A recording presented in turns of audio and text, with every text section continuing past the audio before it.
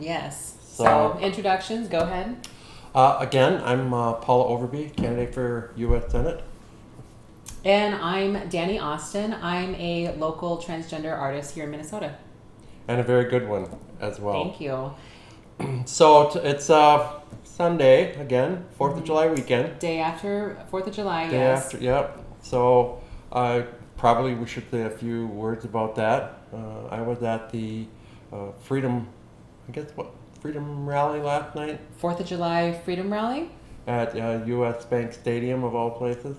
Mm-hmm. Oh, really? It was at the U.S. Bank Stadium? Yeah. Okay. Great location, though, because there's just a huge amount of space there for people to kind of social distance. Well, I mean, it's a great place for people to meet up because it's such a monument in the middle of downtown. I hate to think we spent that kind of money on that monument. But $1 billion, wasn't it? I think the taxpayers put in about $400 million, yeah. Oh, really? Yeah. Wow. But we got to have football. Yeah. So how was the march, though? It was very interesting. I think back to my own history from the 60s, right? Some of the Martin Luther King rallies. I was never at any of his rallies. I was still a little too young. I was 14 when he was shot. But it was peaceful, right? Everybody was wearing black. The freedom fighters were there. So no police. Okay. That seemed peaceful. It was very peaceful for me not having police there. Well, from what I was reading, it's about justice for all, racial equality, and basically, is it defunding the police as well? I didn't hear any conversation about defunding the police. Okay.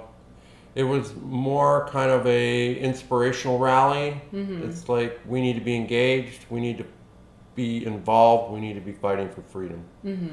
And it was very inspirational. I wasn't there, but was there a big turnout? I thought so. I'm not good at estimating crowd size, but I'd say probably around 500 people. Okay, that's pretty good. Yeah.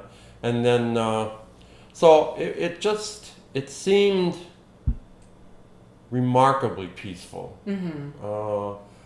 Not the kind of memories I have of the racial movements in the 60s, right? The Martin Luther King marches and some of the violence that went with it. I thought about the Black Panthers. I was in Muncie, Indiana last fall, and Fred Hampton Jr. was there. And you probably don't know who Fred Hampton was. No, I don't. I was just going to ask who that is. Another person that didn't make the history books. The Black Panthers did then, I think, kind of what the freedom fighters are doing today, right, is to protect their community and serve their community. And they were pretty much treated in the media as a revolutionary group, right? But Fred Hampton was the leader of the Black Panthers, and he was murdered in his apartment by the Chicago police.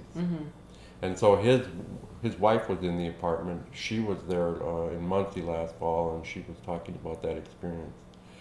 And again, just really emphasized the history of police violence. Right. Yeah, because sometimes that gets lost in the conversation. Like we were talking about it a while ago about certain politicians and how they kind of graze over like the police violence, and they immediately want to jump to something about, I don't know, whatever their political agenda is pushing at the time. And like when it comes to like with the George Floyd, and we were talking about Candace Owens. And Candace Owens. Yeah, exactly. Yeah. And kind of how she neglected to mention the police violence. And we're not fans of Candace Owens, but it is. Yes, we're not. I am not. We're not. But we do try to stay informed. Yeah, and it is good to educate yourself on the opinions of people that you don't necessarily agree on. At least that's what I believe. Because it kind of keeps the conversation going. I don't think that we should censor those voices, even the voices that we don't agree with.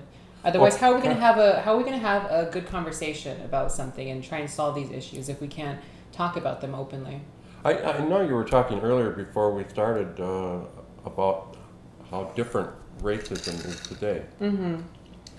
Did Well, what brought up that conversation was we were talking about a book, and it's kind of controversial. It's called White Fragility. And a friend of mine, you brought it to my attention because he said that they were basically recommended to read it in like at his workplace.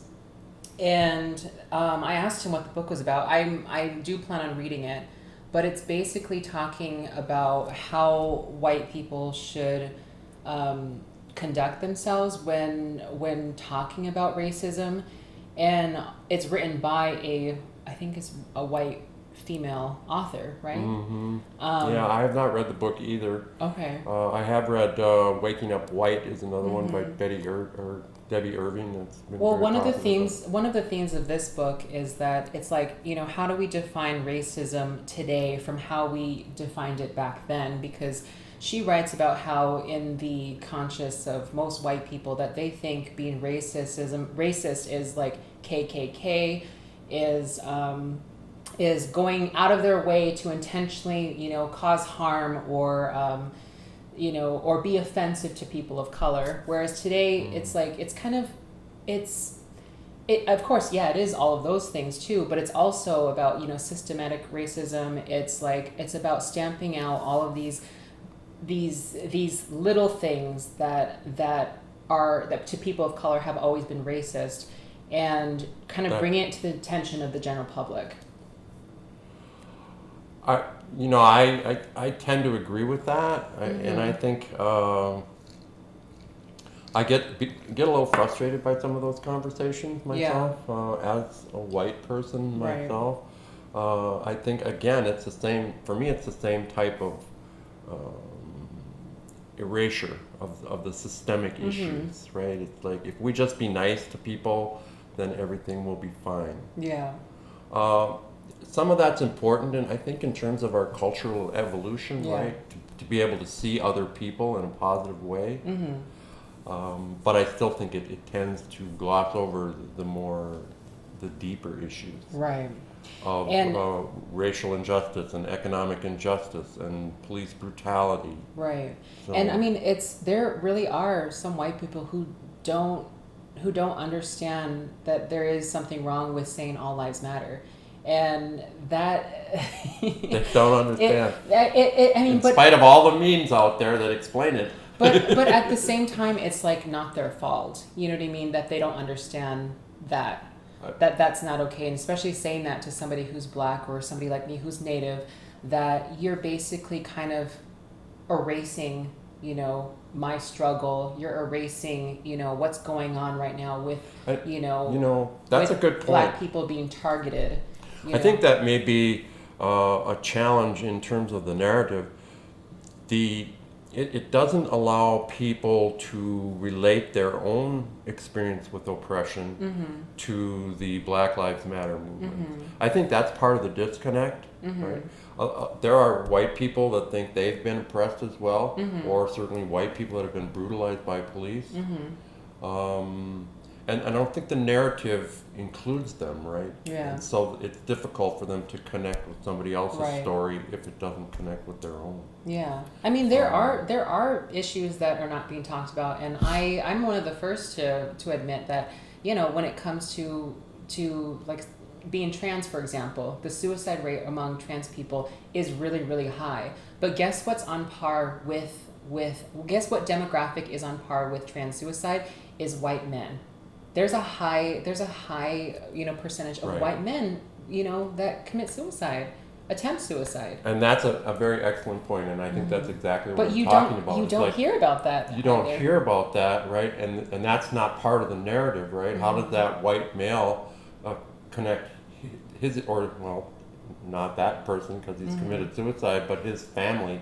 How do they connect that with the Black Lives Matter narrative, right? And it's not by saying all lives matter, right? That doesn't cover the real issue there.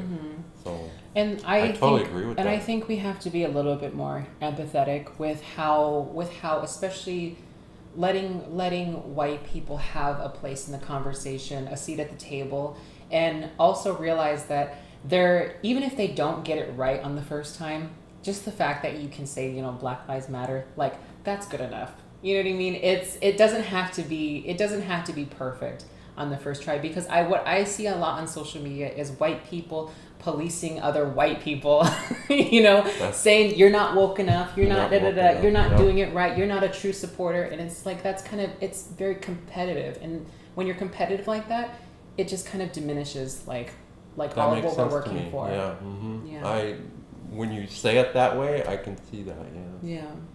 So, again, different experiences, different time and place. Hopefully we're still evolving. Yeah.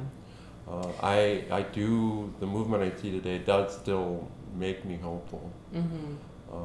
Particularly as a politician in politics. Politics has really been driven by racism for a long time. I mean, they call it the Southern strategy, right? Right. It's to draw white people into the Republican Party based on a hatred for or racial issues. And you see it, like, you know, Joe Biden, for example, said something controversial, problematic. You know, he said you're not, if you don't vote for me, you're not really black. You're not really or black. What was the exact quote or something along those lines? And for me, that says it all. Yeah. Right. He's been part of that racist history. I don't feel like he's changed that much, and I don't know that he's capable of changing that much. And is he surrounded by people that are really going to drive this movement forward? I'm not really seeing it, unfortunately. Yeah. We'll see who chooses for vice president. Well, apparently it's going to be a woman, so. He did say it was going to be a woman, right? But, Kamala Harris, I mean, that's what I heard. I heard Kamala Harris. I heard even Amy Klobuchar. Well, Amy Klobuchar dropped out. Oh, okay, but for of course, VP, she's got a very questionable history with as a prosecutor, prosecuting black men. Kamala Harris has a similar challenge, I think. Right? She's a prosecutor. She, even today, if you listen to some of her messaging, it's very much strict law and order type of messaging rather than solutions-oriented, defund the police. She's definitely not talking about defunding the police. Yeah, true. So I think there's still a really big gap there. Yeah. So we'll see. It's going to be an interesting year. I think, Donald Trump's not giving up either. Yeah. Even though there were rumors that he was going to quit if the polls didn't improve. But there's always lots of rumors. Is there something you can even tie in with your campaign message into this too? So I'm very excited about this movement. I was very happy to be there last night. This is exactly the kind of messaging that I've been putting forward for almost 6 years now. We need to divest ourselves of all this enormous military spending, of this enormous investment in policing and militarization of our police and our criminal justice system. We need to really be investing that money in our society and the future of our society and the future of our young people. Yes. 100% agree. So we'll end on that note. Yes, we'll end on that note. And yeah, thanks again for watching this video. And if you're a continued viewer, you know, feel free to subscribe down below. Subscribe, yes. And you can find me on Facebook at Art by Dani May, and on Instagram, just my full name, Dani May Austin, DANI, May like the month, and Austin like Austin, Texas. Thank you. Yeah. Well, Paula, what are we going to talk about today? What are we going to talk about today? I thought we were done talking.